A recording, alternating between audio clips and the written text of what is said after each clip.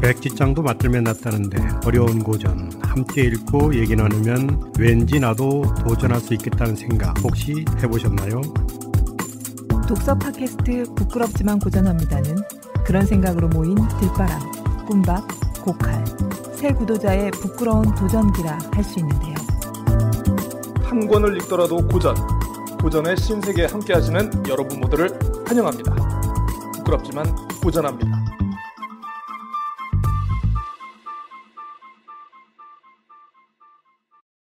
부끄럽지만 고전합니다. 이제 출발합니다.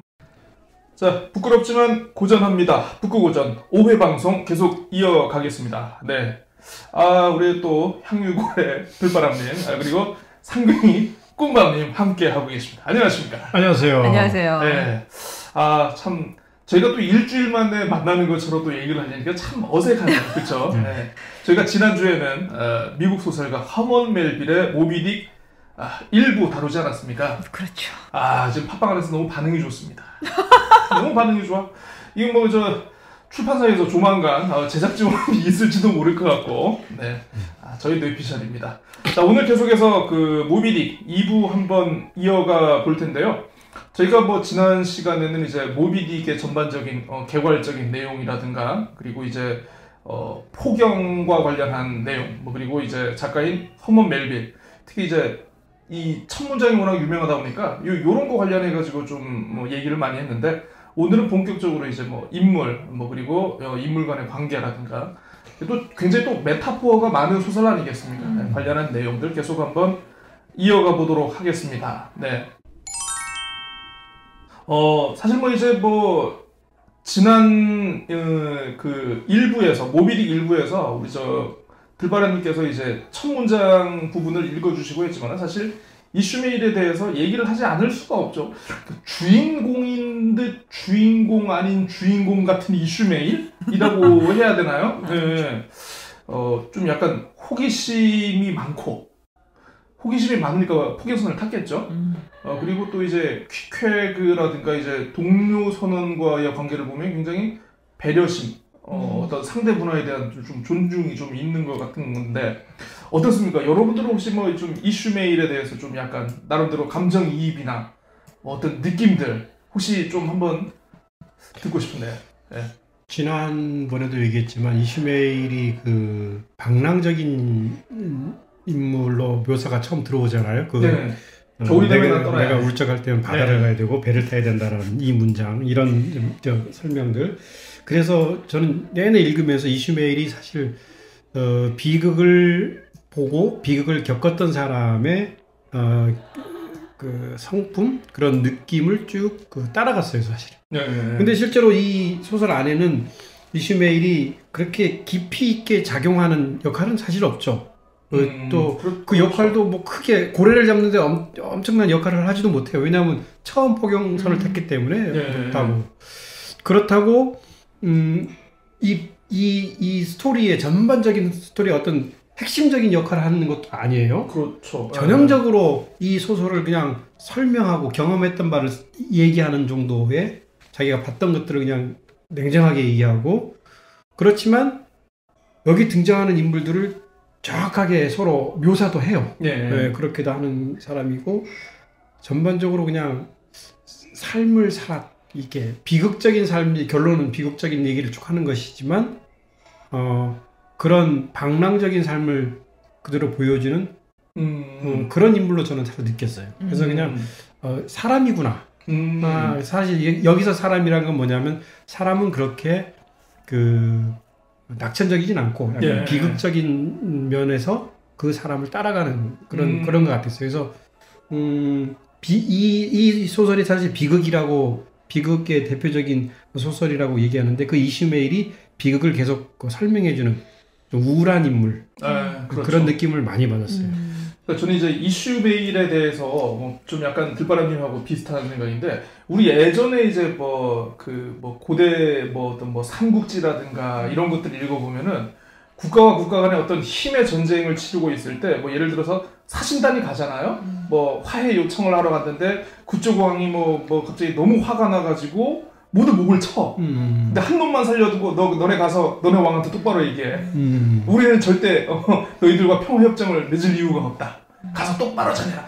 약간 이슈메일이 어떻게 보면 좀 약간 기록을, 그러니까 메시지를 전하고 기록을 하기 위한 정말 메신저의 역할. 그렇죠. 예. 그것도 비극적인 얘기들을. 약간 그렇죠. 저는 그러니까 경계인 같은 느낌? 경계인? 선원인데 선원 아닌 것 같은 느낌? 네. 맞아. 주인공인데 주인공 아닌 선원으로 있기니 그 다음에 이제 거기에 이제 포경선에 있는 사람들은 어쨌거나 고래를 잡아서 값비싼 기름을 얻어야 되는 정확한 목적의식이 있는데 이 사람은 그 목적의식도 분명한 것 같지는 않아요. 맞아요. 약간 고래에 대해서 약간 불쌍한 마음도 있고 사람들이 너무 맞아요. 탐욕적으로 하는 거에 대해서 좀 뭐 이런 느낌? 고래잡이 업에 대한 자부심도 있어요. 자부심도 있으면서 그런 맞아, 느낌도 맞아. 있고 그 다음에 거기에 이제 힘없는 그 계급의 사람들 있잖아요. 핍이라든지 그 흑인 피 있다가 얘기하는 건데 죽었나요? 살았나요? 걔도 그냥 다 같이 묻힌 거죠. 아니 그러니까 나중에 뒷부분에 보면은 이게 살아있는 거야 죽은 거야. 이제 그 핍이나 뭐 이런 그런 그다음에 퀵해그나 이런 사람들이 되게 고생하잖아요. 거기서 보면 이제 퀵해그 이런 작살잡이들은 어창에서 되게 고생하고 정말 너무나 다양한 일들을 역할을 하는 거에 대해서 약간 그런 그 계급 같은 구조에 대해서 약간의 연민과 문제의식을 가지면서도 또 뭐 거기에 같이 편승해 가기도 하고 그러니까 약간 이런 경계인의 느낌이 있는 그리고 또 하나는 이 이슈메일의 캐릭터가 사실은 여기에 등장하는 인물들의 성격에 조금씩 배어있는 거 아닌가라는 생각이 들었어요. 어쨌거나 이건 완전히 실화는 아니고 이 사람이 만들어낸 거기 때문에 어떤 느낌이냐면 아까 제가 이제 그 편집증적인 그런 것들이 A예부 선장한테 있다고 했지만 이 작자 자체가 그런 거 아닌가라고 했는데 이거 그러니까 이슈메일이라기보다 허먼 멜빌이라는 사람의 어떤 캐릭터가 여기에 나와 있는 인물들의 성격을 조금씩 자기의 성격을 조금씩 투영시킨 거 아닌가라는 생각이 하나 들었는데 아까 그 A예부 선장의 어떤 편집증적인 측면 그 다음에 어떤 퀵해그의 그 의지 신화력. 그 다음에 거의 죽을 뻔하다가도 살아날 수 있는 의지. 그렇죠. 그 다음에 약간 그 이등항해상가의 스터브. 네, 스터브. 엄청 수다스럽고 아는 척하고 이런 거 뭐 약간 이런 것들이 이 작자의 캐릭터가 조금씩 투영되어 있는. 투영된 게 아닌가. 제가 지금 이슈메일 하다가 살짝 헷갈렸는데 뭐 그런 느낌이 있었고 이슈메일은 아까 저 얘기 드린 것처럼 약간 경계인의 시선으로 보는. 지금 꿈밤님께서 이 얘기를 하시니까 제가 뭔가 좀 연결이 되는 게 지금 하나 딱 떠오르는 게 그 저희가 이제 얘기를 하겠습니다만 이제 그 스페인 금화 스페인 금화가 이제 여기에 나오는 것처럼 원래 그 에콰도르 금화거든요. 에콰도르는 여러분들도 다 아시겠습니다만 이제 그 지구의 가장 적도에 위치한 그러니까 이퀘이터 그러니까 가장 북반구도 아니고 남반구도 아닌 가장 중앙에 위치해 있는 기준점에 있다고 해가지고 이게 또 에콰도르 금화를 썼다고 저는 그 생각을 하거든요. 나중에 보시면 알겠지만 기준점에서 A해부처럼 굉장히 자기에게 유리한 해석을 하느냐 그 금화 안에 있는 그림을 보면서 그런 건데 그런 거 보면은 어떤 이 에콰도르의 금화와 같은 역할이 이슈메일일 수도 있겠다. 그런데 이 금화에 대한 얘기는 해줘야 될 것 같아요. A해부 선장이 금화를 중심에 딱 박잖아요. 그렇죠. 박으면서 고래를 처음 내가 찾고 있는 모비딕을 처음 발견하는 사람에게 이 금화를 주겠다라고 하는 상징적인 걸로 이제 동기부여를 위해서 그렇죠. 아까 얘기했던 그 엄청난 금화 그걸 딱 받고 있는데 이게 상당히 중요하다고 얘기하는 거죠. 그 얘기를 하면 아마 금화가 웬 금화? 이렇게 할 수 있는데 아마 듣는 사람이 그럴 것 같아요. 자, 좋습니다. 자, 그러면 두 번째 인물 어떤 분이 혹시 떠오르시나요? 저는 이제 인물을 설명하기 전에 이제 이 소설에는 그 계급이 좀 나오잖아요. 선장. 그렇죠. 그리고 1등 항해사, 2등 항해사, 3등 항해사 이렇게 나오는데 그 사람 얘기를 좀 해줘야 될 것 같아요. 좋습니다. 선장 A해부. 완전히 그 모비딕을 잡기 위해서 광기 어린 행동을 서슴지 않는 최고전함. 최고전함. 뭐 선장은 다 그러니까 원래. 그리고 1등 항해사 스타벅. 그리고 2등 항해사 스토브. 3등 항해사 플래스크. 그리고 1등 항해사와 같이 하는 작살잡이 퀵해그. 2등 항해사와 스토브와 같이 하는 작살잡이 타슈테고 인디언이고요. 그리고 3등 항해사와 같이 하는 다구. 흑인. 요게 이제 얽혀 있는데 이 작가가 이거는 참 잘한 것 같아요. 1등, 2등, 3등의 성격이 다 다르잖아요. 캐릭터가 분명하잖아요. 기사와 종자들이라는 그 장에서 그 내용이 나오죠. 정확하게 이제 구분을 짓는데 스타벅은 상당히 그 전형적인 진중하고 전형적인 그 책임 의식이 있는 1등항에서의 역할을 분명히 하는 사람으로 딱 잡은 것 같아요. 흥분도 잘하지 않고 흥분도 하지 않고 냉정하고 그리고 성실하고 소명 의식이 있는 사람. 그러면서도 불구하고 자기가 생각한 건 아니지만 선장이 목표를 정하면 무조건 같이 가는 게 1등 항해사니까 그 역할을 충실히 하는 사람으로서 인물 딱 정해져 그런 느낌이 딱 받았고 2등 항해사는 스타브는 뭡니까? 고래 스테이크 먹네. 정말 낙천적이에요. 좀 하고 싶은 거로 다 하고요. 말도 많고 깐죽거리다가 정말 대사가 그리고 물론 플라스코는 이제 실질적으로 이제 행동대장처럼 모든 걸 그렇죠. 이끌고 가고 있는 사람인데 요 사람들의 이런 그런 구성은 상당히 이 책을 읽는데 요 책을 읽는데 그런 걸 딱 선을 긋고 읽으면 더 재미있게 읽을 수 있어요. 일부러 구분을 이렇게 둔 게 아닌가 싶어요. 배에는 그런 게 계급이 정확하게 나와 있고 역할을 줘야 되기 때문에 그런데 약간 그 항해사들이 가져야 되는 그러니까 1등 항해사는 뭔가 더 그래야 될 것 같잖아요. 합리적이고 흥분하지 않고 이성적이고 그렇죠. 약간 그런 거에 맞춰서 전형적인 캐릭터를 만들어낸 거 아닌가라는 생각이 좀 들었어요. 그리고 여기서 나온 퀵해그 매력 덩어리. 하지만 그 초반의 기대보다 중반으로 갈수록 점점 역할이 없어지는. 그 얘기 하지 말아요. 왕자예요. 그렇게 하지 말아요. 아마 이 책을 읽는 사람들은 처음에 퀵해그의 역할을 보면 엄청나게 기대할 겁니다. 그래서 제가 그 퀵해그 얘기 나온 김에 그 이슈메이라고 그 이제 영혼의 단짝이 되는 이야기를 했으면 좋겠는데 그 그러니까 이슈메일이 이제 포경선을 타기 위해서 여인숙에 들어가죠. 물보라 여인숙. 들어가서 첫날 밤에 방이 없어가지고 다른 사람하고 합숙을 해야 되는 거예요. 같이 써야 되는 상황인데 이 대상이 누군지 모르는 거야. 그래서 모르는 사람하고 한 침대를 써야 되는 거에 대한 되게 두려움, 불편함 뭐 이런 것들이 있었는데 나중에 온 거니까 웬 이상한 야만족 같은 이런 애가 와가지고 막 해프닝이 벌어져요. 그래서 막 걔가 들어오는 걸 보고 막 난리를 치고 사람들을 부르고 막 해서 우여곡절 끝에 하룻밤을 보내요. 하룻밤을 보내고 이튿날, 첫날밤을 보낸 이튿날의 풍경을 왜 웃으시는 건가요? 재밌어요. 그러니까 이게 너무 길어가지고 사실은 그 첫날 밤을 보낸 부분이 좀 재밌어요. 자고 났더니 다리가 자기 가슴 위에 올라와 있고 뭐 이런 것들이 있었는데 요거는 그 뒷날 아침에 건데 뒷날 이제 아침이 밝았어요. 첫날 밤을 보내고.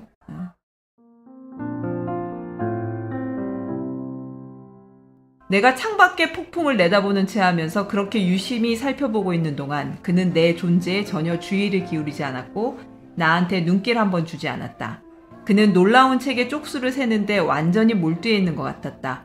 우리가 간밤에 얼마나 사이좋게 동침했는가를 생각하면 특히 아침에 깨어났을 때 나를 다정하게 끌어안고 있던 그 팔을 생각하면 그의 이런 무관심은 몹시 이상하게 여겨졌다.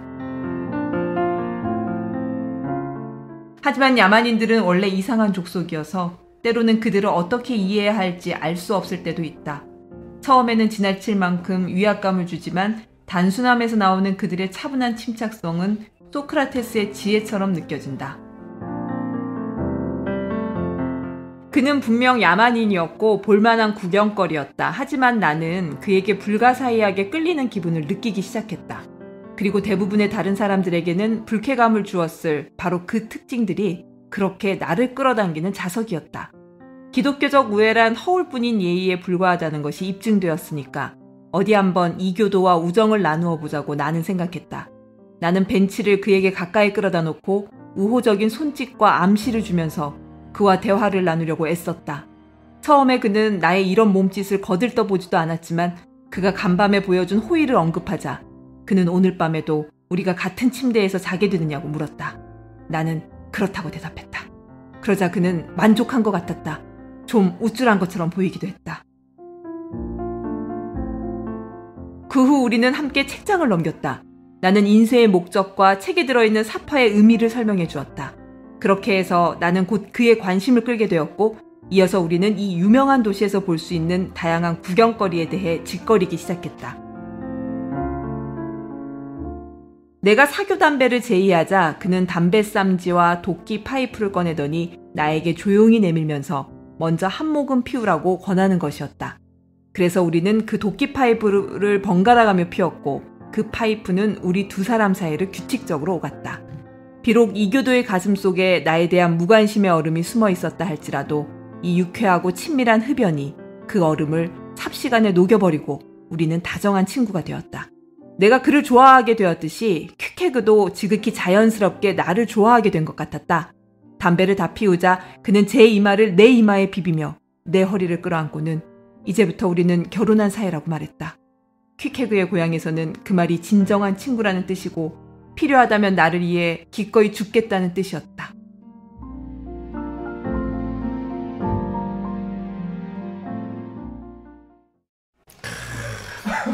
이거 엄청 이거 BL 맞네. BL 맞네. 아니 근데 저 담배를 오가면서 피우는 게 간접 키스 아니에요? 근데 이 부분을 읽으면서 왜 그렇게 즐겁게 읽어요? 근데 난 너무 웃겼거든. 아니 감정입이 너무 잘 돼. 아니 이거 읽으면서 이 사람 요즘 감성이다. 너무 웃기다 이렇게 생각을 했고 맞아요. 이제 이 사람들이 이제 퀵해그랑 같이 승선을 하잖아요 포경선에. 네, 그래서 저는 이제 그 배 안에서 이들의 우정이 뭔가 더 싹을 틔우고 뭔가 에피소드들이 더 있을 줄 알았는데 배 안에서는 사실 이들의 접점이 별로 없었어요. 왜냐하면 다른 사람들을 만났기 때문에 마음이 다른 데로 쏠릴 수도 있었어요. 퀵해가 너무 바빠.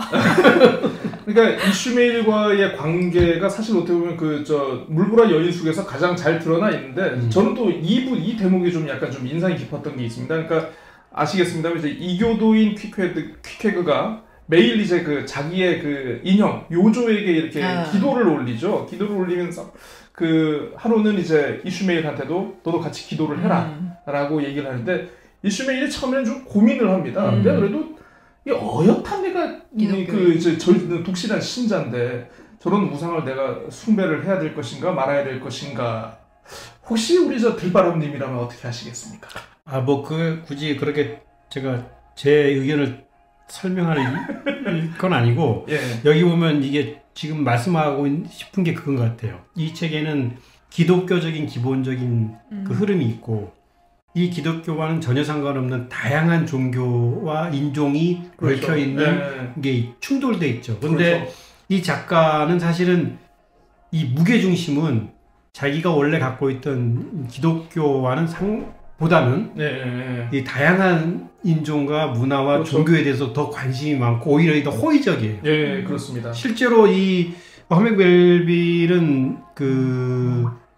우리로 얘기하면 상당히 보수적인 기독교 집안에서 성장했고 그리고 사실 이 사람들은 영국에서 넘어온 칼뱅교? 켈빈 근데 미국으로 건너온 사람들의 대부분은 그런 아주 청교도 정신을 갖고 있는 그렇죠. 기독교 신앙을 갖고 있어서 이교도에 대해서 상당히 반감을 갖고 있는데 아마 이 허밍벨빌은 그 다양한 경험을 했기 때문에 배를 타고 전 세계를 돌아다녔기 때문에 실제로 또 그 원시족들 원주민들과 같이 살았기 때문에 기독교에 대한 원래 그 갖고 있는 생각도 있지만 이교도 다양한 문화에 대해서는 더 호의적이었던 것 같아요. 그래서 이런 다양한 등장인물도 만들었고, 그렇죠. 이게 결론적으로 가서도 그 얘기가 한 번 더 할지 모르는데 이 배는 전반적으로 다양성의 상징, 하나의 세계죠. 다양성인데 모비딕은 하얀색으로 나중에 상징을 얘기하겠죠. 하얀색은 사실 이제 백인 사회에 다양성이 없는 그렇죠. 백인 우월주의. 백인만 상징하는 기독교만 상징하는 그가 충돌하는 그런 느낌을 좀 받았어요. 그래서 다양성에 대해서는 이만큼 아까 얘기했듯이 퀵해그와의 그 우정이 단순한 우정이 아니라 그런 인종적이고 종교적인 것을 완전히 융합하는 인류애적인 그런 느낌을 좀 받았어요. 우정을 그러니까 인종도 초월하고 문화도 초월하고 그리고 아까 그 종교도 사실은 요조를 같이 이렇게 이제 무릎을 꿇고 같이 이렇게 숭배하는 것 같은 기도하는 것 같은 것들을 하거든요. 이게 자기 거를 이제 내려놓고 친구의 것들을 받아들이고 그러니까 진정으로 받아들이게 본다기보다는 어쨌거나 친구가 그거를 되게 중요하게 여기는 것이기 때문에 자기도 최소한 존중하는 모습을 보여주면서 맞습니다. 서로 마음을 트는 진정한 우정의 모습을 보여주죠. 퀵캡은 또 실질적으로 여기 식인 풍습을 갖고 맞습니다. 있는 네. 또 저기 친구가 된 거잖아요. 그러니까 그냥 식인이 아니고 그게 이제 전투를 해가지고 그쵸. 상대 부족을 포로로 잡으면 이제 그걸 이제 이렇게 했다는 건데, 그러니까 이제 어쨌든 뭐 요즘에야 뭐 식인이라고 하면 정말 이게 경천동지할 일입니다만 이게 1851년에 쓰여진 작품인 점을 감안하면은 어떻게 보면은 그 당시 사회상이라든가 어떤 이교도나 이민족에 대한 어떤 일반적인 인식이나 뭐 악마화한 그런 스테레오타입보다는 좀 한 발 더 나아가는 그렇죠. 그런 작품이다라는 그런 생각이 들더라고요. 자, 그러면 이 어떻게 보면 이제 우리 퀵회그 면역력 각 선한 연대를 상징하는 부분인데, 저는 개인적으로 그 관을 짜달라고 한 부분이 좀 약간 좀 인상이 깊어가지고 네, 그 부분을 좀 한번 좀 읽어보도록 하겠습니다. 퀵회그의 관이라고 해가지고. 퀵회그가 왜 관을 짜라고 얘기하죠? 열병을 걸려가지고 그렇죠. 다 죽을 때가 된 거지. 그래서 자기네 동네에서는 그 뭐 잘 목재로 된 뭐 이런 이렇게 그 장례를 하는 풍습이 맞아요. 있대. 그래서 자기가 그거를 만들어주면 자기 되게 좋겠다. 이렇게 그게 생각하고. 항해가 한참 지나고 그게 이제 목함. 네, 그렇죠. 그 보트 같은 이제 목함인데 나중에 이제 그 이제 막 풍당하고 하니까 그 뭐지 구명 보트가 사라지죠. 부서져가지고 없어지니까 저거를 구명 보트로 만들어라. 맞습니다. 이렇게 해가지고 그거를 만들게 해서 관을. 그래서 마지막에 그게 물 속에서 갑자기 불쑥 올라와가지고 결국 그게 어떻게 보면 복선처럼. 이슈메이를 구하는 구명보트가 되는 그렇죠. 그런 게 있습니다. 그래서 그런 거 아닌데 그거에 대한 부분을 좀 하나 좀 제가 읽어드리겠습니다. 이제 죽음에 대한 준비가 모두 끝나고 관도 자기에게 꼭 맞는 것이 확인이 되자 퀵회그는 갑자기 원기를 회복했다. 목수가 만든 관은 필요 없을 것 같았다. 그래서 몇 사람이 즐거운 놀라움을 표현하자 그는 자기가 갑자기 회복한 이유를 대체로 이렇게 설명했다. 위급한 순간 육지에서 하지 않고 미루어둔 사소한 의무가 갑자기 생각이 났고 그래서 죽음에 대한 생각을 바뀌었다는 것이다. 그는 아직 죽을 수 없다고 주장했다. 그러자 사람들은 살고 죽는 것이 자신의 의지와 욕구에 달린 문제냐고 물었다. 그는 그렇다고 대답했다. 간단히 말해서 인간이 살기로 결심하면 고래나 폭풍이나 그 밖의 인력으로는 어찌할 수 없는 무지막지한 파괴자의 손에 의해서만 죽을 뿐 단순한 질병 때문에 죽지는 않는다는 것이었다.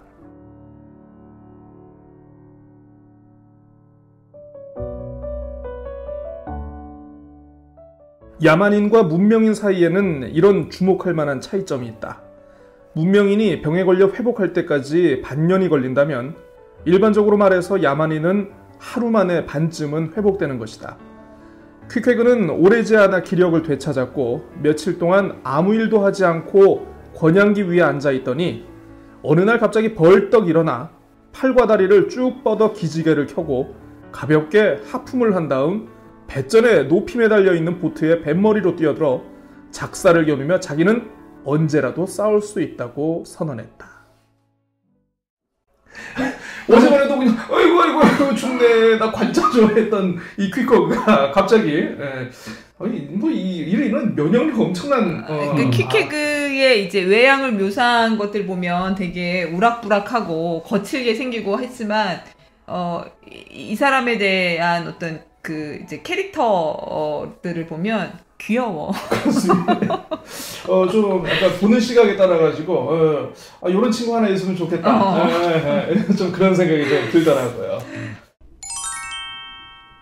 자, 다음 인물로 한번 그러면 넘어가 볼까요? 역시 중심 인물 하면은 또 이 사람 아니겠습니까? 예, 에이헤브 선장 네. 28장에 보면 에이헤브에 대한 선장, 그러니까 에이헤브가 이제 드디어 등장하는 부분이 나오는데 그 에이헤브가 상처가 많죠. 그렇죠. 모비딕을 예전에 한번 만나서 상처를 입은 그 몸을 맞습니다. 묘사하는 부분이 나오는데 그러니까 모비딕도 상처가 많고 에이헤브도 상처가 많죠. 그러니까 네. 그만큼 잔뼈가 굵었다. 그렇죠. 예.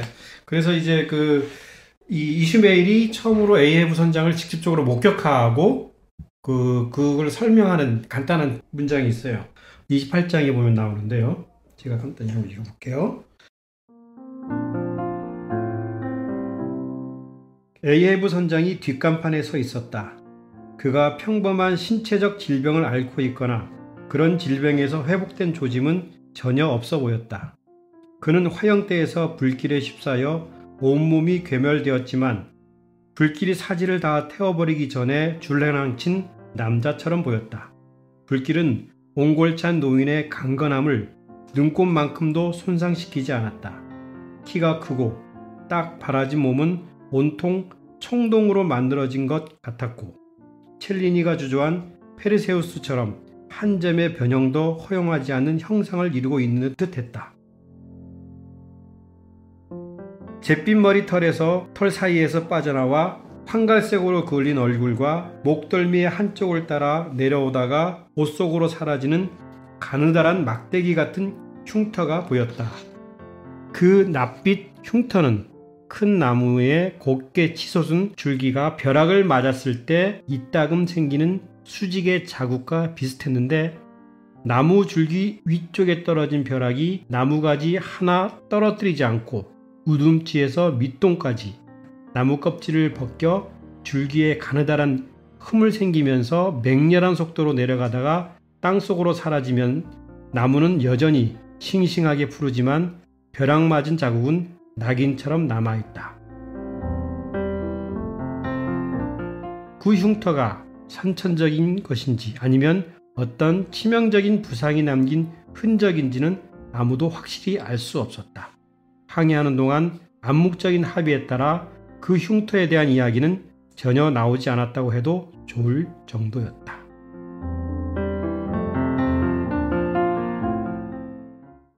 이게 무슨 말이냐면 에이헤브의 이제 상처, 그렇죠. 이쪽의 상처에 대한 얘기가 나오죠. 그리고 뒷부분에 가면 다리가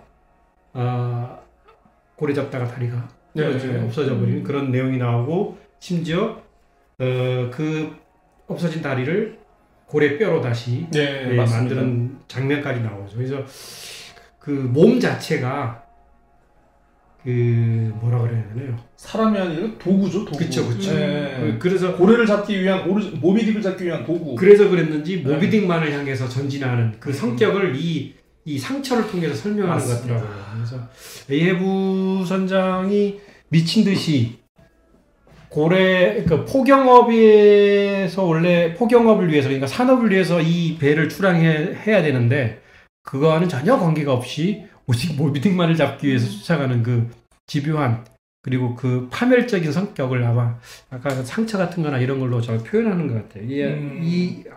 역시 소설가는 소설가다라는 생각을 좀 하게 되는 그 문장력 그리고 설명력 맞습니다. 이런 것 같아요. 이 부분은. 혹시 꿈밤님은 이제 뭐 에이헤브 선장과 관련해 가지고 뭐 좀 인상 깊은 거 낭독하실 부분? 낭독할 부분은 없고. 없어요. 피곤하신 것 같네요. 저는요, 에이헤브의 광기가 거의 절정으로 치달은 지점이 아마 이제 113장인가요? 113장에 보면 대장간의 화덕이라고 그래가지고 자기의 그러니까 자기의 작사를 만드는데 이교도의 피를 묻혀가지고, 그러니까 좀 약간 주술적인 면을 담아가지고 좀 약간 이 부분을 읽을 때 제가 좀 약간 좀 광기? 좀 희번덕거림을 좀 느꼈고요. 또 그 중간에 보면 이제 사분이라는 그 항해 도구가 있습니다. 중요한 거죠. 사분이라는 게 굉장히, 그러니까 저는 이제 상징적이라고 본 게 뭐냐면 지금 모비딕을 쫓아가지고 가고 있는데 내가 쫓아가는 대상만 보이고 내가 어디에 있는지도 또 바다 위에서 굉장히 중요하거든요. 네. 사분이라는 도구 자체는 내가 지금 바다 위에 어디쯤에 있는지를 보여주는 어떻게 보면 굉장히 그 상징적인 그런 도구인데 이걸 정말 필요 없다고 부셔버리는. 그러니까 나의 위치에 대해서는 전혀 고민하거나 이렇게 좀 그거에 대해서 심각하게 받아들이지, 오로지 내가 쫓는 대상만 이성을 추구하는 그런 대목이 좀 약간 인상이 깊었습니다. 그래서 저는 그 113장에 이제 그 부분을 잠깐 한번 좀 읽어 보겠습니다.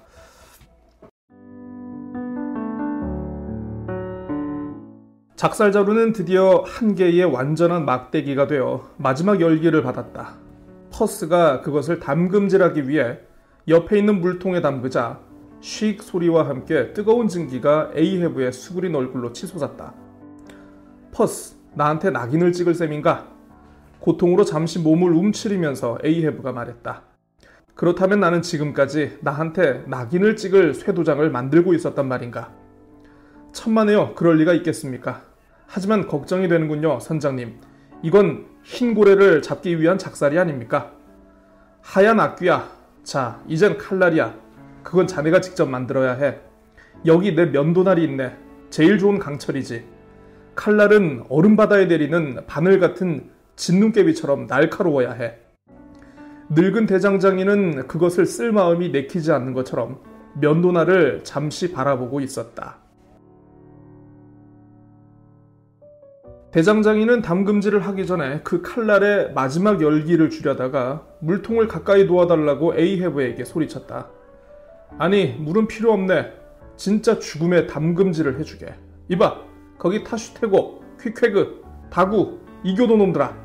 이 칼날을 흠뻑 접실 만큼 피를 주지 않겠나? 에이헤브는 칼날을 높이 쳐들었다. 흑인들은 좋다고 머리를 끄덕였다. 이교도의 살이 3번 찔렸고 이리하여 흰 고래용 칼날은 담금질을 끝냈다.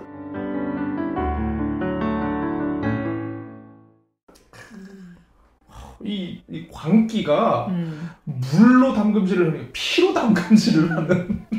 그러니까 지금 그러니까 오직 고래를 잡기 위한, 모비딕을 잡기 위해서 정말 도구나 다름없게 돼버린 어떤 외형의 모습, 그 다음에 그 광기 어린 어떤 모습들을 지금 읽었는데, 저는 약간 이건 에이헤브의 사실 이 사람이 왜 이렇게 됐었는지 약간 연민을 느낄 수 있는 부분을 하나 읽었으면 좋겠어요. 거의 에이헤브의 독백 같은 부분이기도 하고, 사실은 이 대화를 하면서 그 1등 항해사 스타벅과 에이헤브의 어떤 갈등 관계가 조금 해소되면서 서로를 이해하게 되는 계기가 되는 대화이기도 한데, 이 독백과 같은 부분을 제가 좀 읽어볼게요.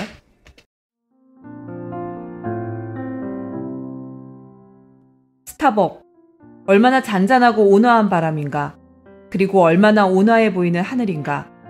이렇게 좋은 날, 정말로 이렇게 아름다운 날, 나는 난생 처음 고래를 잡았지. 18살의 소년 작살잡이였어. 40년 전이야. 옛날이지. 40년 동안 계속 고래를 잡았어. 40년 동안의 고난과 위험과 폭풍 후 40년 동안 냉혹한 바다에서 살았지. 40년 동안 에이헤브는 평화로운 육지를 버렸고 40년 동안 바다의 공포와 싸웠다네. 정말이야, 스타벅. 그 40년 가운데 육지에서 보낸 날은 3년도 안 돼. 내 인생을 생각해보면 그야말로 황량한 고독이었어. 선장이라는 직책의 배타성은 돌로 지은 성벽도시나 마찬가지야. 성 밖의 푸른 들판에서 동정심이 들어올려지는 거의 없어. 오, 그 지루함, 그 무거움, 고독한 지휘관은 기니 해안의 노예와 다를 게 없어. 이 모든 것을 생각하면 지금까지는 그처럼 뼈저리게 깨닫지 못하고 그저 어렴풋이 느꼈을 뿐이었지. 40년 동안 나는 소금에 절인 마른 음식만 먹고 살았어. 그것은 내 영혼의 메마른 영양 상태에 어울리는 표상이었지. 육지에서는 가장 가난한 사람도 날마다 신선한 과일을 손에 넣고 신선한 빵을 떼어 먹고 있는데 나는 곰팡내 나는 빵 조각을 먹고 있다니. 50살이 넘어서 얻은 소녀 같은 아내는 저 바다 너머에 있어. 신방의 베개를 한번 배워보고 바로 이튿날 홍고수로 출항했지. 아내? 아내라고? 아내라기보다는 생과부야. 아, 스타벅, 나는 그 가엾은 처녀를 결혼과 동시에 과부로 만들었어. 스타벅, 그 후로는 오직 광기와 열광, 끓는 피, 땀 흘리는 이마가 있었을 뿐이야. 이 늙은 에이헤브는 1000번이나 보트를 내려 물거품을 일으키며 맹렬히 고래를 추적했지. 사람이라기보다 악마야. 얼마나 어리석은 40년이었던가. 바보, 늙은 에이헤브는 얼마나 바보였던가. 고래를 추적하는 이 투쟁은 도대체 무엇 때문인가? 왜 지치고 마비된 팔로 노를 젓고 작사를 잡고 창을 던지는가? 지금 에이헤브는 얼마나 더 부유해지고 더 좋아졌는가? 보라, 오 스타벅, 이렇게 피곤한 짐을 지고 있는 내게서 불쌍한 다리 하나를 빼앗아 가다니 너무 심하지 않은가? 이 늙은 머리카락을 옆으로 넘겨주게. 머리카락이 눈을 가려서 내가 울고 있는 것처럼 보여. 이런 잿빛 머리카락은 재에서만 자라나지. 그런데 스타벅, 내가 그렇게 늙어 보이나? 폭삭 늙어 보이나? 나는 낙원에서 쫓겨난 뒤 쌓이고 쌓인 수십 세기의 세월을 짊어지고 비틀거리는 아담이라도 된 것처럼 몹시 노쇠해진 느낌이 들고 고개가 숙여지고 등이 굽은 것 같아. 신이여, 신이여, 신이여, 내 심장을 부수고 내 머리에 구멍을 뚫으소서. 비웃음, 비웃음, 백발의 신랄한 비웃음. 나는 이런 백발을 가질 만큼 충분히 행복하게 살았는가? 그래서 참을 수 없을 만큼 늙어 보이고 늙었다고 느끼는 것일까? 스타벅, 이리 가까이 오게. 내 옆에 서게. 내가 인간의 눈을 들여다볼 수 있도록 해주게. 바다나 하늘을 들여다보는 것보다 그게 낫겠어. 신을 우러러보는 것보다 그게 낫겠어. 초록빛 들판, 밝은 난로가. 이건 마법의 거울이야. 자네의 눈 속에서 내 아내와 아이가 보여. 아니, 배에 머물러 있게. 배에 남아있게. 내가 보트를 내릴 때 낙인 찍힌 에이헤브가 모비딕을 추적할 때 자네는 보트를 내리지 말게. 자네는 그런 위험을 무릅쓰면 안 돼. 암 그렇고 말고 나는 자네의 눈 속에서 머나먼 고향집을 보내. 그 고향집을 그런 위험에 빠뜨릴 수는 없지.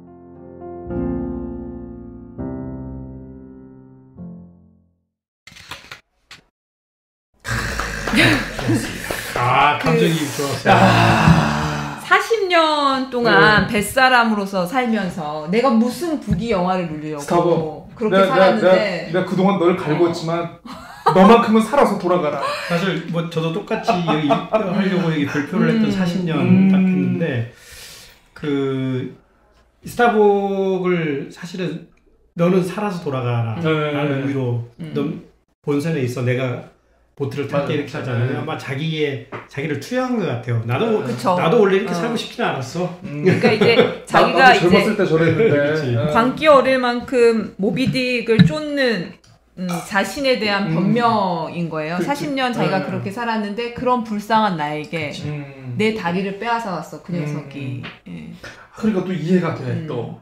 나도 처자식이 그리워. 야, 너 눈에 내 처자식이 있다. 너라도 살아. 나는 그리고 또 이 스타벅이 실제로 처자식이 있어가지고 예쁜 처자식이 있다고 설명도 그렇죠. 해요. 사실. 그래서 참.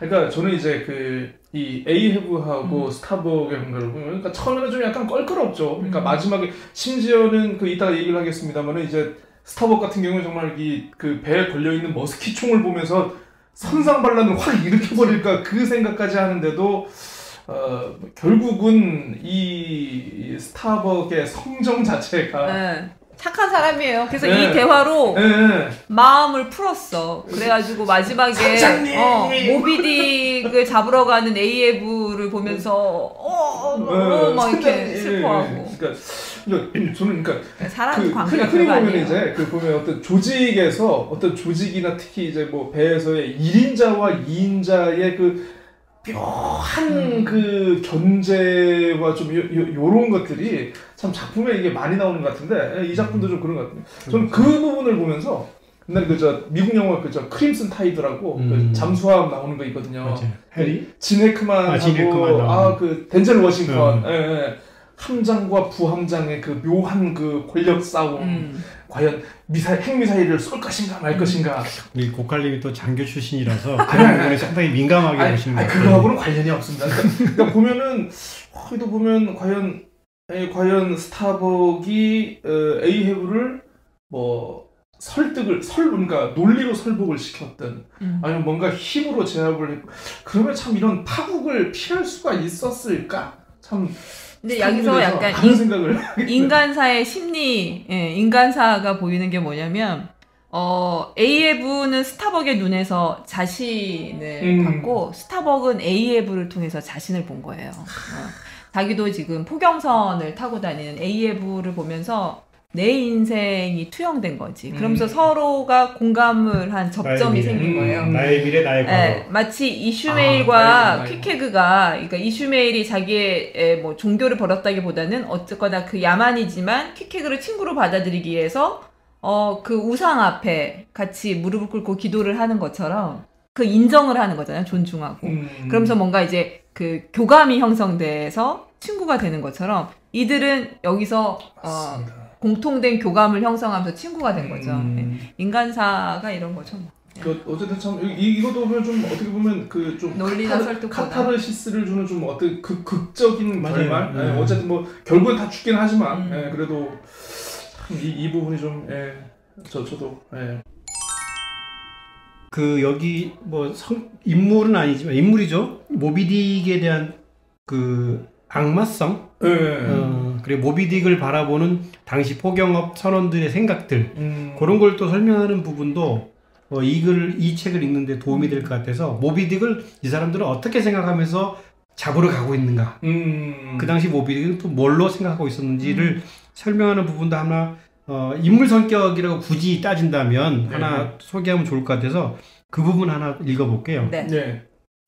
네. 장은 이제 몇 장이냐면 모비딕을 설명하는 41장이 있어요. 41장의 모비딕인데 선원들이 생각하는 모비딕이죠. 그 고래가 자연스러운 공포의 대상이 된 것은 그 보기 드물게 거대한 체구나 현저한 몸빛깔이나 보기 흉하게 변형된 아래턱 때문이라기보다는 비할 데 없이 교활한 지성과 악의 때문이었는데 어떤 보고에 따르면 녀석은 사람을 공격할 때 그런 지성과 악의를 여러 번 드러냈다고 한다. 무엇보다도 그의 기만적인 도주 작전은 경악을 불러일으켰다. 기뻐 날뛰는 추적자들 앞에서 불안과 공포에 사로잡힌 징후를 드러내며 헤엄치다가 갑자기 방향을 돌려 추적자들을 덮쳐서 보트를 산산조각으로 박살내거나 깜짝 놀란 선원들이 본선으로 허둥지둥 도망치게 한 적이 한두 번이 아니었기 때문이다.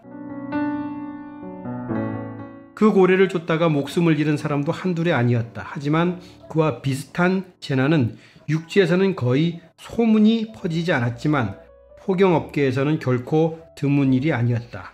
대부분의 경우 그런 재난은 흰 고래의 잔인성에서 나온 악마적이고 계획적인 짓으로 보였기 때문에 흰 고래에게 팔다리나 목숨을 잃는 것이 전적으로 지성이 없는 생물이 짓으로는 생각되지 않았다.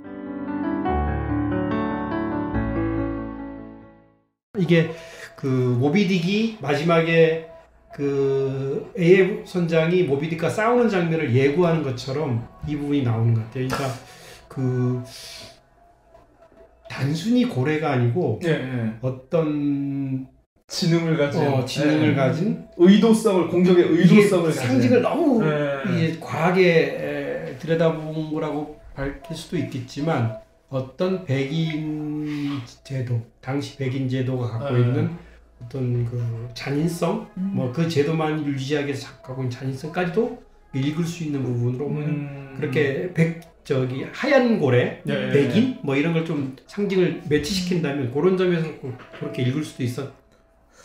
그러니까 그 대목이 들어감으로써 이 고래에게 공격이라든가 여러 행동에 대해서 의도가 있는 것으로 그렇죠. 이제 이입이 되고 그럼으로써 자연스럽게 이제 그 에이헤브와의 어떤 대결 구도가 만들어지는 자연스럽게 좀 그런 부분이 마지막에 보면 그렇잖아요. 에이헤브가 작사를 쏘고 작사를 맞아요.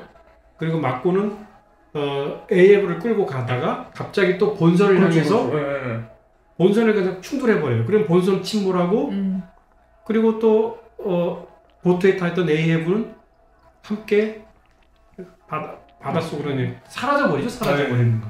그 부분은 나중에 한 번 더 결말 파국 부분도 있지만 나중에 한번 읽어볼게요. 그 부분은 나중에.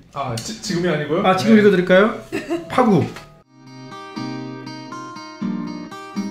작살이 던져졌다. 작살에 찔린 고래는 앞으로 달아났고 밧줄은 불이 붙은 것처럼 빠른 속도로 홈에서 미끄러져 나가다 엉클어졌다.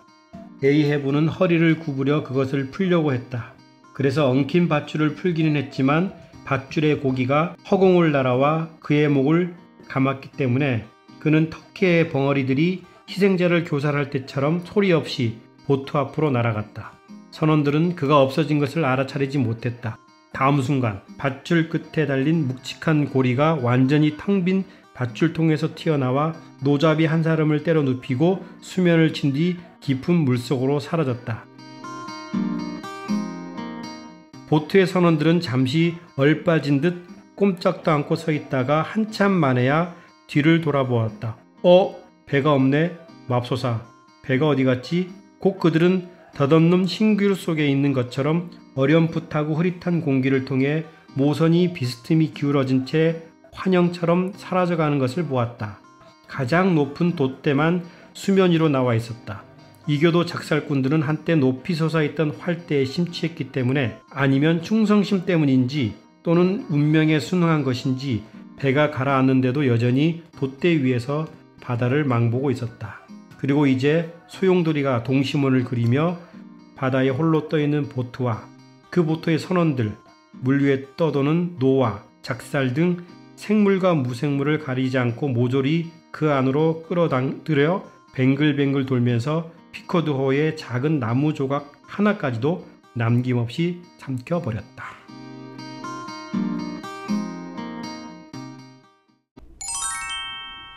자, 아무튼 인물하고요. 저희가 이제 인물 간의 갈등 구조, 그건 이제 이 정도로 하고, 이제 한번 아까도 말씀드렸지만, 사실 이게 스토리보다는 다양한 해석과 메타포가 굉장히 좀 유명하고, 이게 좀, 많은 가치가 있는 그런 책이 아닐까 싶어요. 그래서 몇 가지만 좀 시간 관계상 저희가 다 짚어보진 못하고 한번 짚어보겠는데, 여기 보면 색깔, 저희가 레미제라블 얘기를 그때 하면서도 거기서도 한번 색깔 얘기를 한 적이 있었는데, 여기서도 흰색 관련된 게 좀 이렇게 한번 나오는 게 있습니다. 특히 이제 모비딕 자체가 흰 고래다 보니까 저희가 레미제라블 할 때의 그 흰색은 부르봉 왕가의 그 왕조의 색, 그러니까 좀 약간 굉장히 신성스러운 그 프랑스 국기의 이제 가운데를 딱 차지하고 있는 그 얘기를 했었는데, 어쨌든 고래 흰색을 설명을 하면서 어떻게 보면 굉장히 성스러운 색이지만 어떻게 보면 굉장히 공포스러운 색이다라는 그런 표현이 있습니다. 그래서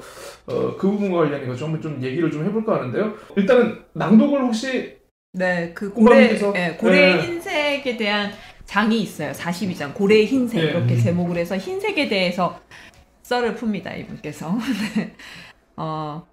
그 흰고래 AF한테 모비딕이 어떤 존재였는지에 대해서 막 얘기를 하고, 그 다음에 이제 이슈메일이 나에게 그러면 그 고래는 어떤 의미일까? 이러면서 이제 흰색에 대한 얘기를 하거든요. 잠깐 좀 읽어볼게요. 자연계의 수많은 물체에서 흰색은 대리석이나 동백나무나 진주의 경우처럼 자신의 특별한 장점을 남에게 나누어 주어 그 아름다움을 더욱 세련되고 우아하게 높여준다. 그리고 다양한 민족이 이 색깔에서 어떠한 고귀한 자질을 인정했다. 저 옛날 오랑캐 나라 페구의 위대한 왕들도 그들의 지배를 형용하는 온갖 수식어 가운데 흰 코끼리의 주인이라는 칭호를 맨 위에 넣었다. 근데 시암의 왕들은 왕실 깃발에 눈처럼 하얀 코끼를 집어넣었다.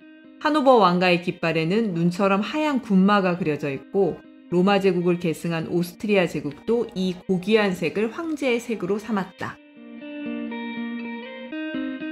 하지만 감미로운 것, 명예로운 것, 숭고한 것과 관련된 것들을 이렇게 모두 모아도 이 흰색의 가장 깊숙한 개념 속에는 좀처럼 포착하기 어려운 무언가가 숨어 있어서 두려움을 불러일으키는 붉은 핏빛보다 더 많은 공포를 우리 영혼에 불러일으킨다. 흰색이 좀 더 기분 좋은 연상에서 분리되어 본질적으로 무서운 것과 결합했을 때 흰색을 생각만 해도 그 공포가 극한까지 높아지는 것은 바로 이 포착하기 어려운 성질 때문이다. 북극의 흰곰과 열대지방의 백상아리를 보라. 매끄럽고 유별난 흰색 외에 또 무엇이 그들을 유별난 공포의 대상으로 만드는가? 말없이 만족스럽게 바라볼 만한 그들의 생김새를 무섭다기보단 역겹고 혐오스럽게 만드는 것은 바로 그 송장처럼 창백한 흰색이다. 그래서 독특한 무늬가 새겨진 모피로 몸을 감싸고 사나운 엄니를 가진 호랑이도 하얀 수의를 입은 곰이나 상어만큼 우리의 용기를 꺾지는 못하는 것이다.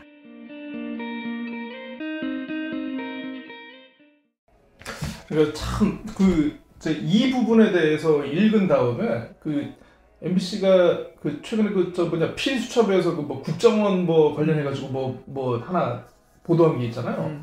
그러니까 국정원 직원을 그때 예를 들어서 백색방에 이 부분이 딱 떠오르더라고요, 저는. 그래서 하얀색이 주는 이때까지의 굉장히 우리의 일반적인 느낌, 노블하고 순수하고 평화의 상징이고, 그러니까 그 하얀색이 아까 꿈밤님께서 좀 그 줄여서 부분에 줄여서 읽어주려고 그러는데 그 표현도 있습니다.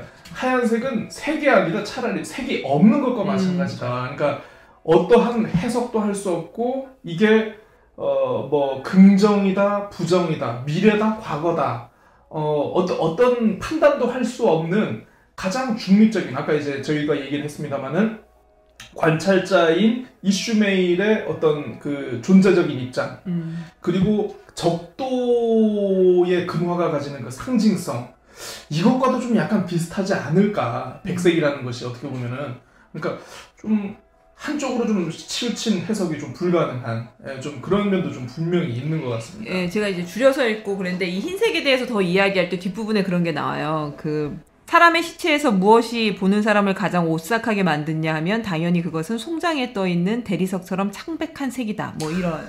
이런 얘기들 하거든요. 그러니까 저도 이제 고래 흰색이라고 하면 우리가 순수함, 순결함 이런 것만 생각을 했는데 이 사람이 쭉 물 푸는데 설득이 되더라고요. 근데 여기다 보면은 그 흰색이 사실 고귀한 색에서부터 공포의 색까지 다 스펙트럼을 쭉 설명하는 게 모비딕이라는 흰 고래를 상징시키고 흰 고래를 잡으러 가고 흰 고래를 잡으러 가는 사람들이 전부 다 그 다양성, 한 가지 색이 있는 게 아니라 다양성의 색을 갖고 있는 사람들이 그걸로 간다는 것 자체도 상징적으로 봤을 때는 상당히 의미가 있어 보여요. 네, 그렇습니다.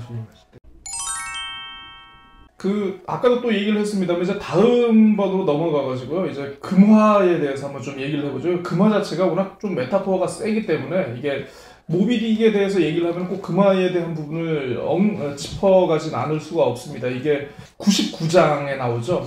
저희 이제 작가정신 책으로는 스페인 금화라는 챕터명이 있고 이게 이제 영문으로는 이제 더벌룬이라고 하더라고요. 그래서 에콰도르 금화를 아까도 이제 설명해 주신 것처럼 모비딕을 먼저 발견하는 자에게 이 금화를 주겠노라 라고 해서 돛대에다가 에이헤브 선장에 박아놓습니다.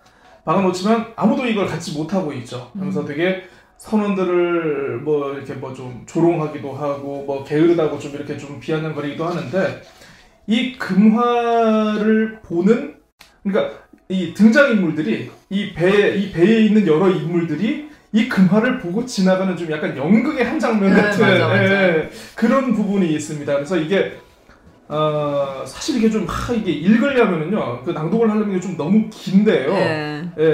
그 부분 중에 일단은 잠깐은 읽어보겠습니다. 일단 먼저 에이헤브가 이 금화를 보고 이렇게 얘기를 합니다.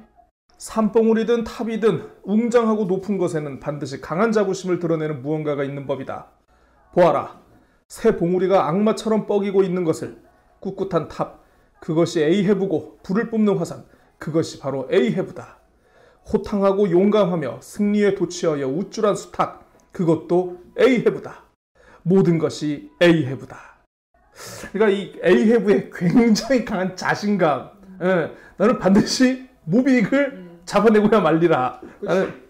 실제로 처음에 이제 모비딕을 보고 지나고 나서도 그렇죠. 자기가 금화를 자기가 맞습니다. 획득해버리잖아요. 네. 그런 거니까 이제 에이헤브가 이걸 본 다음에 그 두 번째로 오는 사람이 바로 이제 스타벅이죠. 그러니까 이거를 스타벅가 이제 몰래 숨어가지고 딱 보고 있는데 스타벅은 일단은 이거 낭독 말고 그냥 간단하게 설명으로 넘어가면. 새 봉우리가 동전에 이렇게 나와 있습니다. 새 봉우리가 나와 있는데 이 봉우리 사이에 골짜기에 주목을 합니다. 그 골짜기가 바로 죽음의 골짜기다. 그래서 죽음의 골짜기를 향해서 우리 피커드호가 가고 있지만 이 골짜기 위에는 태양이 이렇게 그려져 있거든요. 하나님께서 태양처럼 우리를 지켜주실 것이다 라는 어떤 기독교적 신앙을 반영하는 좀 그런 면이 있고, 이제 스타벅이 지나간 다음에 이제 스터브가 그걸 보러 가죠. 스터브가 보러 가는데 수치적 문이라든가 요런 거에 대해서 이렇게 뭐 좀 본인 나름대로 해석을 하는, 좀 재미있게 해석을 하는 좀 그런 면이 있습니다. 그래서 이 부분을 스터브의 좀 약간 현실을 즐기는 삶이라고 해석하는 좀 그런 내용이 있더라고요.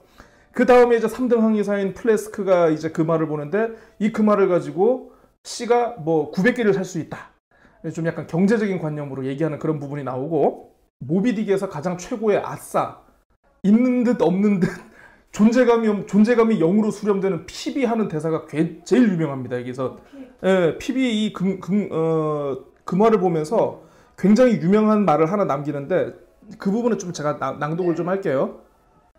저 섬뜩한 백지 같은 얼굴로 그 말을 해석하러 오는 거겠지. 다시 숨어서 녀석이 뭐라고 하는지 들어보자. 잘 들어. 나는 본다, 너는 본다, 그는 본다, 우리는 본다, 니들은 본다, 그들은 본다. 핍 녀석은 머레이 문법을 공부하고 있었던 게 분명해. 머리를 좋게 하려는 거야? 근데 무슨 말 하고 있는 거지? 나는 본다, 너는 본다, 그는 본다, 우린 본다, 니들은 본다, 그들은 본다. 그걸 외우고 있군. 야, 또 한다. 나는 본다, 너는 본다, 그들은 본다, 우리는 본다, 니들은 본다, 그들은 본다. 그러니까 꿈에 나오거든. 나는 본다. 그러니까 제가 조금 이입해가지고 읽었습니다만은 너무 잘 어울리는데 나는 본다. 제가 픽을 하면 잘 가지 않습니까? 그러니까 그런 거죠. 이제 그 픽이 얘기하는 나는 본다, 너는 본다, 우리는 본다라는 거는 사실 이 금화를 보고 있는, 금화를 다양한 사람들이 보고 지나가지 않습니까? A해부는 A해부가 보고 A해부의 해석을 하고, 스타벅은 스타벅대로 금화를 보고 그 의미를 해석하고 하지만은, 결국 우리는 이 금화를 바라보지만 우리의 운명은 아무것도 알 수 없다는 어떤 불가지론적인 그런 의미를 좀 이렇게 해석한 것이 아닌가, 이런 식으로 표현을 한 것이 아닌가, 이렇게 좀 생각을 해볼 수도 있을 것 같아요. 네. 나는 사실 이 픽이 상당히 좀 재미있는 사람 같아. 이게 불쌍해요. 불쌍하죠. 사실 실제로 이 사람 죽는가? 그러니까 이게 죽는 건 그러니까 그 죽는 과정에 대해서 디테일한 설명과 묘사가 없어서 그런데 그냥 배가 그냥 아스한 건가요, 그냥? 누구게? 그러니까 핍이 원래 미쳐버린 건지 미친 거지. 아스한 건가? 아니 그 왜 중간에 그거 나오잖아요. 그 빠지죠. A해부가 광기 어린 얘기들을 계속하고 핍은 그렇게 하니까 그 배에 있던 노인이 그 얘기를 하죠. 한 명은 너무 강해서 미치고 한 명은 너무 약해서 미쳤네, 이렇게. 그러니까 핍이 그 스터브의 배에 노 잡을 애가 없어가지고 대신 탔는데, 원래 배지기였지, 배지기. 원래는 고래가 다가오니까 얘가 겁이 나가지고 물로 뛰어들었어요. 그래서 되게 조롱을 받죠. 그래서 두 번째도 탔는데, 두 번째에서도 또 배가 어떻게 충돌을 해가지고 얘가 빠져요. 그때부터 좀 머리가 아스게버리는. 스터브가 경고를 했어요. 한 번 빠져서 한 다음에 너 다시 하면 안 구해줄 거야, 이렇게 경고를 했는데, 두 번째는 맞아. 그래서 안 구해주고 가다가 이제 옆에서 보트 하나 걔를 데리러 오죠. 데리러 오다가 고래 때문에, 고래가 보이니까 얘는 잊은 채 고래를 쫓는 거예요. 그러면서 실제로 이게 보면 이 픽은 그 존재감이 사라져버린 선원이죠. 그렇죠. 선원. 그리고 설령 살아있다 하더라도 의미 없는 선원. 역할을 아무것도 못하니까. 그런데도 계속 이게 등장한 거 보면 이 작가가 자기의 생각을 넣는 건지 아니면 뭔가 신기가 생겨요. 얘가 흑인이잖아요. 네. 그러니까 거기서 이제 그 배 안에서 사실 포경선 굉장히 험한 일들을 하는 사람들 안에서도 이제 분명한 계급이 있고, 흑인인 핍은 어리고 흑인이고, 이런 애는 정말 물에 빠져도 고래보다도 이런 어떤 그 단면 같은 것들을 보여주고, 그리고 얘가 계속 이제 정신이 아프고 난 다음에도 그거를 계속 반복해서 얘기해줘. 핍이 빠졌는데 안 구해줘가지고 이 얘기를 마치 남의 일 얘기하듯이 계속 이 얘기를 반복하면서 얘기를 하죠. 죽은 애가 거기를 막 떠도는 것처럼. 저도 그건 줄 알았어요. 저도 그건 줄 알았는데 꿈밤님 얘기 들어보니까 죽은 건 아니었네. 그러니까 좀 아스해가지고 그냥. 그거 아닌가? 미쳐버리죠, 사실은. 미쳐버려서 이제 정상적인 이제 여기 선원 생활을 못 하는데, 그런데도 계속 여기 등장시키는 걸 보면 이 작가가 예전에 자기가 만났던 흑인의 얘기라든지 아니면 그 당시 사회에서 미국의 보잘것없는 흑인들의 삶 내지는 그냥 음악이나 하고 했던 그 흑인 문화 그리고 설령 아주 중요한 목적을 위해서 탄 배 안에서도 이런 사람들을 그려내는 거 보면 다양성 중에서도 흑인에 대해서 상당히 애정을 갖고 어떤 다른 면에서 그렇게 표현한 거 아닌가라는 생각 좀 들긴 들더라고요. 그래서 왜 이런 등장인물을 이렇게 여기 올려놨는지 솔직히 잘 모르겠어요. 이 모비딕을 잡는데 얘는 아무 필요가 없어요, 사실은. 그러니까 그렇긴 한데 좀 약간 나중에 갈수록 뭔가 좀 약간 핍이 약간 예지적인 능력 어차피 뭐 다 죽을 거다 뭐 할 거다 좀 약간 그런 게 있어가지고 뭔가 분명히 장치는 있긴 있는 것 같은데 약간 그런 어떤 계급의 문제이기도 하고 핍이 막 신기 있는 것처럼 입 바른 소리를 하잖아요. 그쵸, 아까도 맞아. 금화를 보는 거에 대해서 비아냥거리는 약간 관조적인 자세로 이야기도 하고, 그 다음에 앞으로 일어날 거에 대한 이야기도 하고, 약간 그런 역할로서 들어가는 그런 역할이기도 한 것 같아요. 핍이. 그렇습니다. 재밌는 인물이에요. 자, 그러면 이제 마지막으로 이 중요한 대목 중에 하나가 이거를 저희가 시간관계상 길게는 못할 것 같고 사교 방문, 배들의 사교 방문에 대해서 얘기를 하고 마지막 결론으로 이렇게 좀 가는 걸로 하죠. 그러니까 이게 53장부터 이제 그 다양한 포경선과 교우를 하는 피코드의 그런 모습이 그려지는데 사실 보면 총 9척의 배를 만납니다. 9척의 배를 만나는데 저도 이제 목차를 처음에 1장부터 135장을 쫙 보면서 어느 호와의 만남, 어느 호와의 교류해가지고 이렇게 중간중간에 챕터가 들어가 있는 걸 보면서 이게 뭔가 의식적으로, 그러니까 의도적으로 이 챕터를 넣은 거구나라는 그런 생각이 좀 들더라고요. 읽으면서. 이게 제가 지금 정확하게 기억하는 건지 모르겠는데 두 번은 사실은 초반부에 만나죠. 초반부에 이제 두 번은 조우를 하고 나머지는 이제 뒤에 모비딕 만나기 직전에 계속 짤막짤막하게 계속 만나고. 그러니까 외부의 시선으로 바라보는 피코드호의 모습이 아닌가. 그러니까 왜냐하면 피코드호라는 배 안에 있다 보면은 배 외부에서 우리 피코드호가 어떻게 보이는지를 알 수가 없거든요.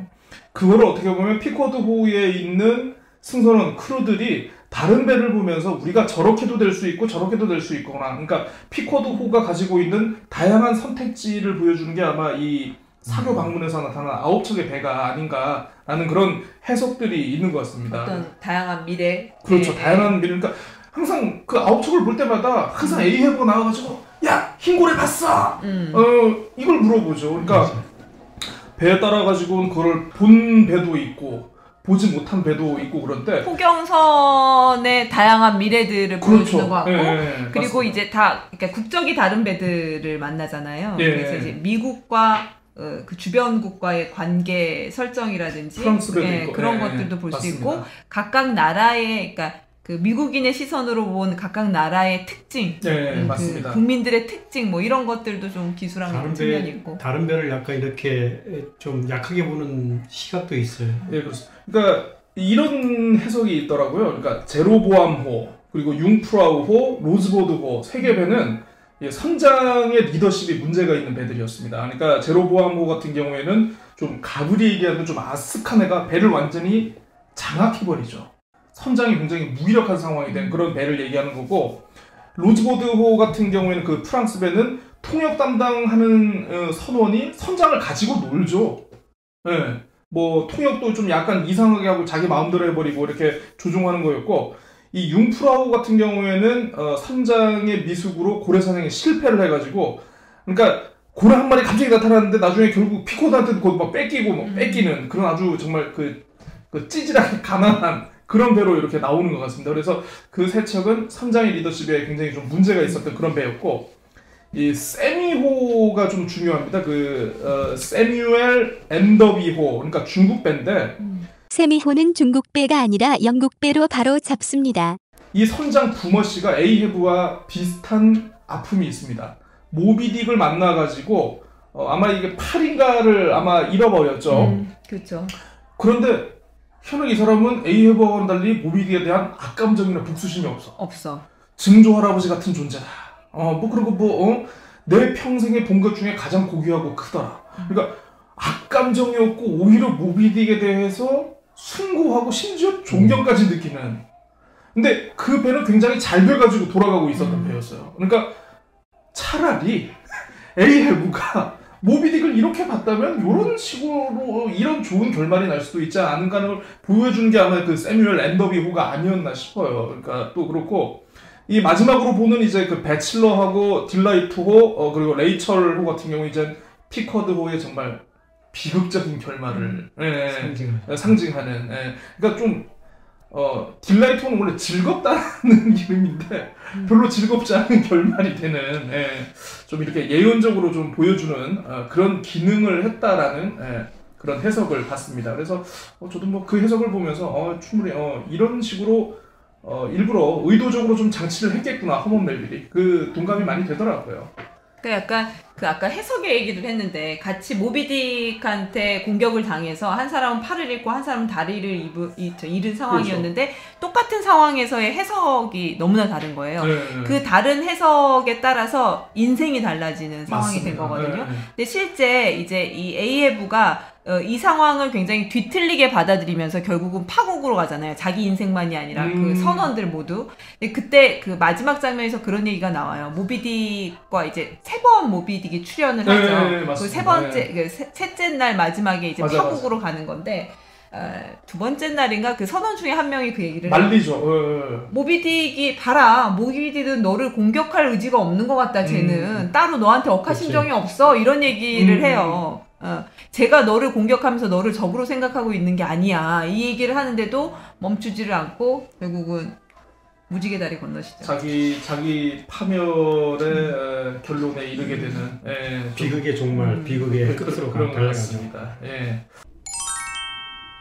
아무튼 참 정말 이 모비딕은 너무 얘기할 게 많고 저희가 너무 해석할 게 많은데 진짜 정말 안타까운 게 정말 이 시간만 충분히 있었으면 저희가 더 얘기를 할 수 있었습니다만은 처음에 너무 달렸나 봐요. 그런가요? 아무튼 그렇게 해가지고 아무튼 모비딕에 대한 얘기는 이 정도인 것 같고 분량은 이게 뭐 700페이지가 넘습니다만은 이게 그래도 서재에 꽂아두면은 가끔 한 번씩 좀 보고 싶은 그런 책 아니겠습니까? 저는 약간 한 번 더 읽고 싶어요. 한 번 더. 저는 사실 이게 처음부터 끝까지 한 번 더 읽고 싶은 생각은 없고 중간중간에 아무 장이라도 그냥 이렇게 생각나는 대로 툭 열어서 아무 장이라도 읽어도 그 장을 즐겁게 읽을 수 있는 장 소설 같아. 왜냐하면 그 장마다 장치도 있고 그렇습니다. 설명도 있고 뭐 고래학이면 고래학의 느낌으로 작살에 대한 설명이면 작살에 대한 설명으로 또 그 선원들의 성격이라든가 대화 희곡적인 부분이 그래서 그냥 나중에 계속적으로 서재에 놔뒀다가 심심할 때마다 읽어서 맞습니다. 2페이지, 3페이지를 읽어도 좋은 작품.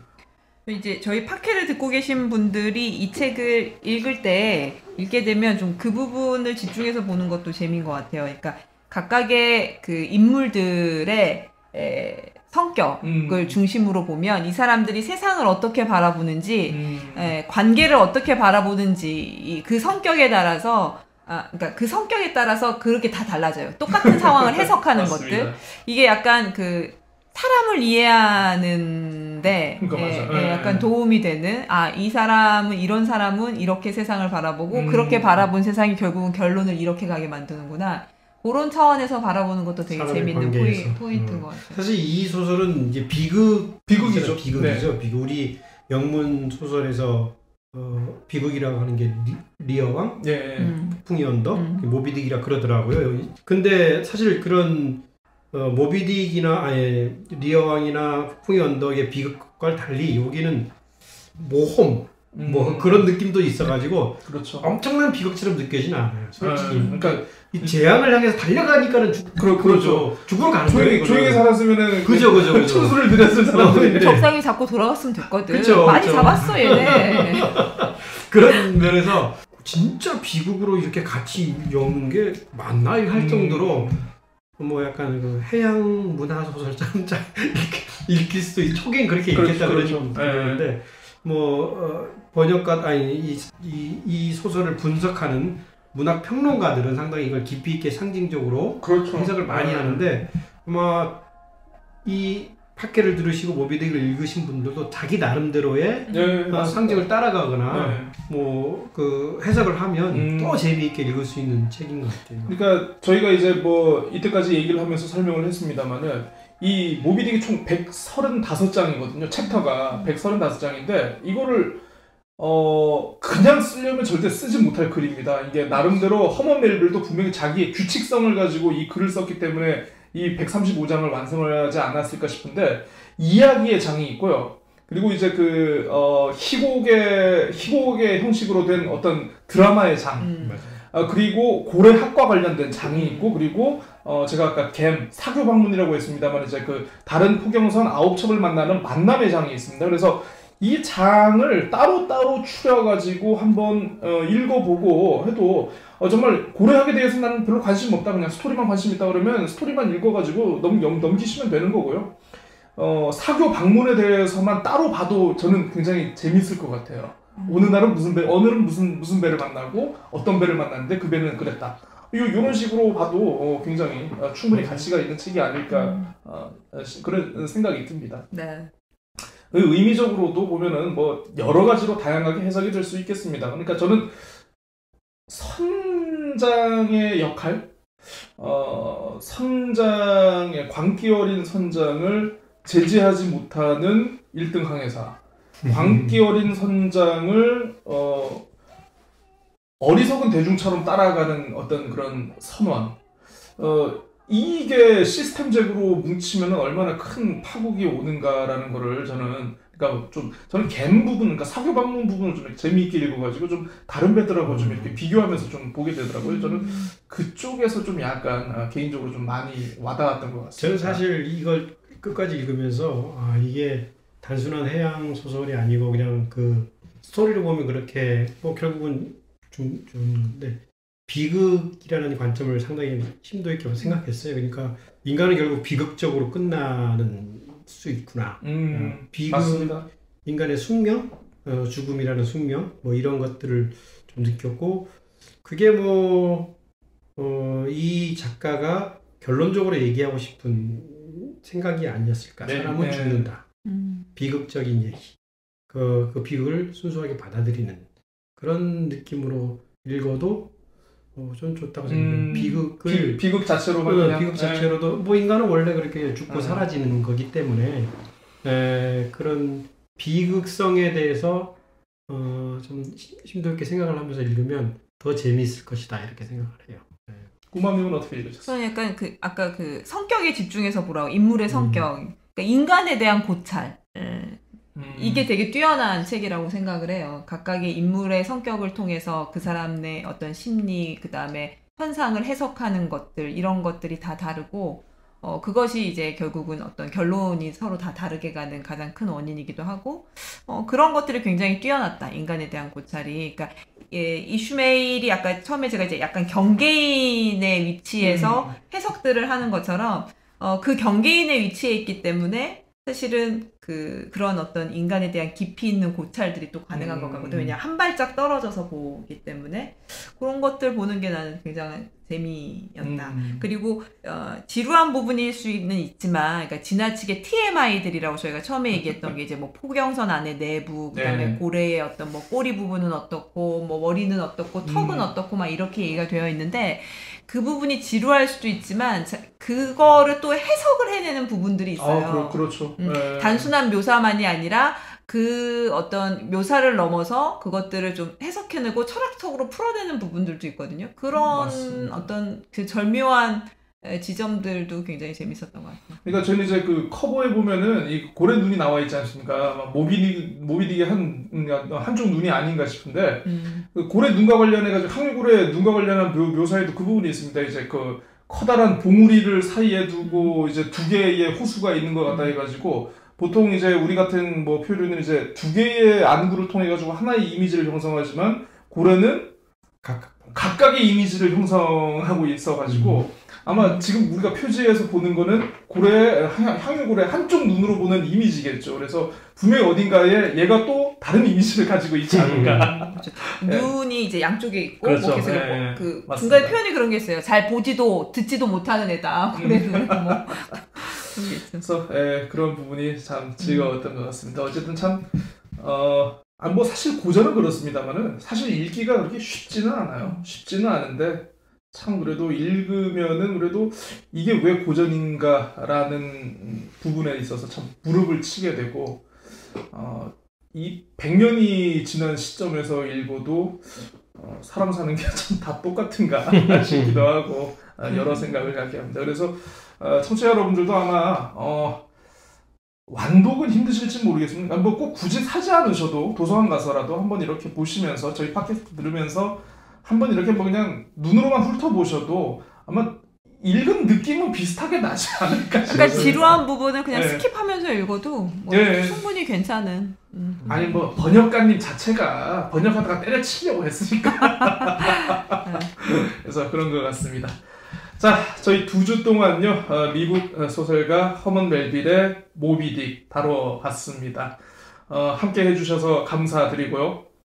항상 저희를 힘나게 하는 게 있죠. 댓글, 좋아요, 악플도 좋습니다. 아무튼 많이 달아주시고 저희는 다음 북극오전 이제 네 번째 책 선정해서 번외편에서 다시 여러분들 찾아뵙도록 하겠습니다. 우리 북극오전의 향유고래이신 들바람님, 상갱이 꿈밤님과 2주 동안 함께 했습니다. 뭐 하실 말씀 없으신가요 혹시? 읽어보세요. 읽어보시면 우리가 왜 이렇게 길게 얘기하고 왜 이렇게 다양한 말을 할 수밖에 없는가를 아마 알게 되실 겁니다. 꿈밤님. 한 번쯤 읽어보면 세상을 보는 시각, 그 다음에 사람을 보는 시각이 조금 넓어질 수 있지 않을까라는 생각이 좀 들어요. 예. 꼭 읽어보시길. 그리고 지루한 부분은 다 지나쳐도 크게 강박 같지 마라. 이해하는 데 문제가 없기 때문에 편하게 읽어보셔도 좋을 것 같아요. 스토리는 뻔해요. 예. 알죠? 고래 잡으러 갔다가 고래한테 죽는 겁니다. 자, 그러면 저희 부끄럽지만 고전합니다. 북극오전은 다음 번외편에서 다시 찾아뵙도록 하겠습니다. 자, 모두 안녕히 계십시오.